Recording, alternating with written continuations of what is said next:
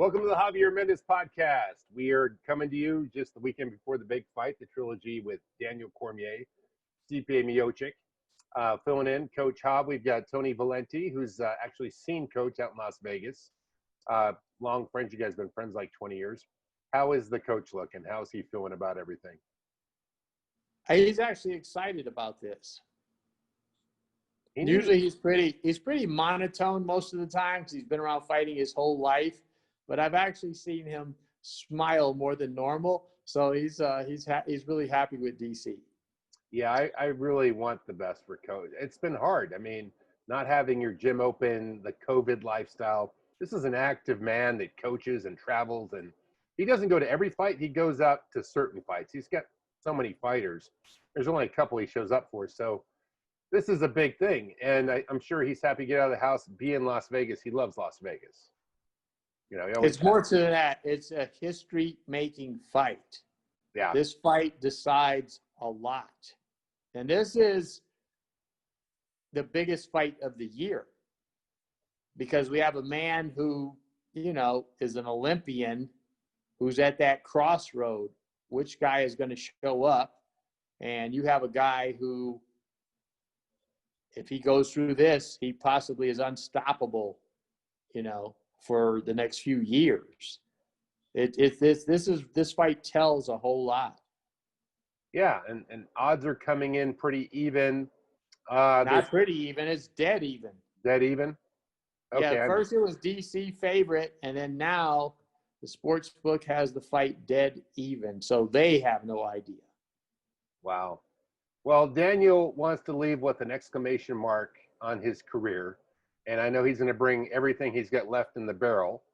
And Miocic is like, hey, man, let's go. He's always ready to go. So it is a clash of two titans here. It's going to be a really crazy fight to watch.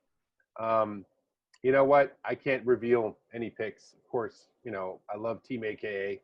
But this is it's a very tough match to call, especially for me. So what do you think about Sean O'Malley on the card? Sean O'Malley believes that he's the main event, and the way he's delivering these performances, he could be right. He could steal the night. That's how good he is. Yeah, he's had some like walk-off knockouts. He's got the swag. He's got the personality.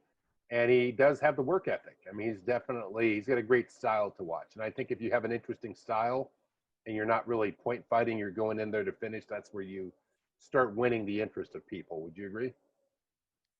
Well, you know, sometimes the semi-main event is actually the main event, and the main event is the semi-main event. You know, you really can't predict it because it's fighting. Yeah. But for the most part, people will get their money's worth out of him because he delivers.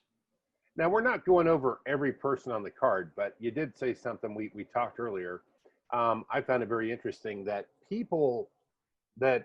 we're seeing people fight better because there's no crowd. And you were saying it's giving the gym warrior a chance to show up so where he feels like he's more, or she is more back in the gym instead of 20,000 people. You think that shuts a lot of people down getting their... It's totally different. Totally different. Yeah, it's a lot less pressure. I mean, there's still pressure. It's just different. It's more personal. Yeah, and now that it's here in Vegas, it's going to be interesting. A lot of people have not said the cage gives them an advantage or disadvantage, but it is a little bit smaller. It's still a pretty good-sized cage. You've been to that training center, haven't you? Yes. Apex? I mean, does it Well, I mean, the cage was designed for a wrestler anyway to have the advantage. And, of course, the basic fight plan would be DC to stay close to Stipe and Stipe to have DC at the end of his punches, because whoever's at the end of his punches, they are finished. So, you know, you're always going to have that contrast. Time to go back to wrestling. We shall see how this plays out. Now, we didn't talk about this. We got Paige Van Zandt going into bare knuckle boxing. I didn't expect that. I mean, this is a beautiful woman who makes her living off of Instagram, and she could be possibly scarred for life. It could take away some of that edge that she's had on the Instagram game. But picking that over Bellator, I think they've been offering a lot of money trying to buy fighters out of MMA with the name. I mean, it's a tough game. Well, maybe she's just trying to prove to herself that she's not a pretty face and she don't care that she actually is a fighter. And maybe that's her way of proving it. But to me, in bare knuckle boxing, the only one that wins is the plastic surgeon, because no matter what, your face is going to get messed up. They don't pay that much, and your hands get damaged. And I'm just really not a big fan of bare knuckle fighting. Yeah. I mean, Bellator, if you're trying to keep your name out there, it's a bigger television network. This is a obscure pay-per-view. I haven't even watched the full card of it. Have you watched any of bare knuckle? I tried to, but I kept nodding off. You're the purist. You like what you like. You were saying that I just look at it from an injury rate. It's almost like the promoter, it's like almost like a dog fight.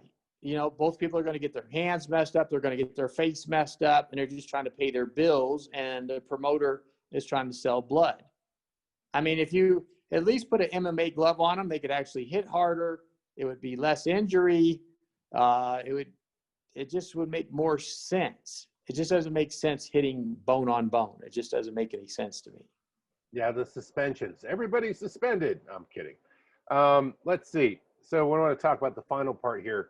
Mike Tyson having his match postponed against Roy Jones. What do you think it is? Too much going on in the media, too many things getting in the way? I think it's low pay-per-view buys. And two, we have one of the most complex elections coming up in history. We are going through a pandemic. We are going through more racism, more hate, more weird stuff than ever. The world has never been like this. So people don't care about two old guys fighting. So I just think their pay-per-view buys are really low. So it just doesn't make sense to have it right now. Yeah, they're kind of like they can measure, get a projection of how this is going to do. And maybe that's saving us from watching bad pay-per-views in some cases, because they know, well, this is not looking Well, think good. about it. Everybody's waiting for a second stimulus check. Right. And this check isn't very much. And you're going to use $64 to watch Mike Tyson box Roy Jones with headgear on and 16-ounce gloves. You see what I'm saying? It's economically just doesn't make sense. They're going to wear headgear? I'm pretty sure, because it's an exhibition bout, I'm pretty sure they're going to be wearing headgear. So you see what I'm saying? There's a lot of variables there. Yeah. Years ago, they wanted Tyson to fight Roy Jones in his prime. And then Roy Jones called out Evander Holyfield, and Evander Holyfield said, no way. Evander Holyfield said, I'll fight James Toney. That's an easier fight. And James Toney knocked out Evander Holyfield. Yeah. And right now, nobody still doesn't want nothing to do with James Toney. So to me, James Toney is the best boxer in the last 20 years, hands down. The cherry on top of our podcast today is Khabib.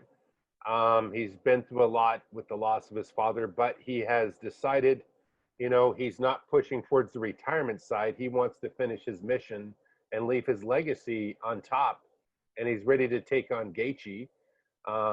He's been, you can tell, like his Instagram, he didn't do anything for a while. Now he's back, more pictures. He's getting back in the group of things. It's very hard to lose a father, but it doesn't seem to deter somebody who has a mission in life, who needs to finish. He's got to finish. He's going to do it for the honor of his father, even more so. So I think that Gaethje's going to be dealing with somebody who's motivated. Don't you think? Let me tell you, whoever he gets on top and passes their guard for that ground and pound, they better be ready, because I'm telling you. Oh, man. The pain that he has went through in his country and everything else, I mean, he's already a Jedi. So, you don't even want to motivate him anymore on top of what you already have to deal with. So, Right. yeah, I wouldn't wish that on anybody, but it is, it is what it is. Now, headlines said that he won't be training at AKA. That's a lot of that has to do with coronavirus and traveling. I mean, I can't even leave this country except for a couple of abstract countries. Like, you can't go to Europe, you can't go a lot of places. And presumably it's the same coming here. But I'm sure he will be training with Coach Javier for this fight. And I'm sure Javier is very much looking forward to being back with Khabib, because that is a family, man. I get to But know here's them. the thing, like he doesn't use modern technology. He's not, on these weight machines. He doesn't do none of that stuff. His Right. muscle memory, everything is geared for fighting. So it doesn't matter where he trains at all. That's true. It never was. I mean, I think he was training overseas for a good part of his fight that he had with Dustin Poirier, and he came in looking fantastic. He's just like ready to fight. He lives to fight. He doesn't have a secondary life. He's not doesn't because of his religion and everything. He's very humble and very focused. So he does not have a lot of distractions other than the obligations to family and whatever he does back in his country politically and so forth. So yeah, there's no going off on a yacht to disappear and party for the weekend for Khabib. He's very straight laced. There's nothing but fighting for this guy. I'm looking forward to that. I appreciate you coming on and helping us out, Tony. We needed a podcast. I know it's been a while. It's been forever. Absolutely. Right on, brother.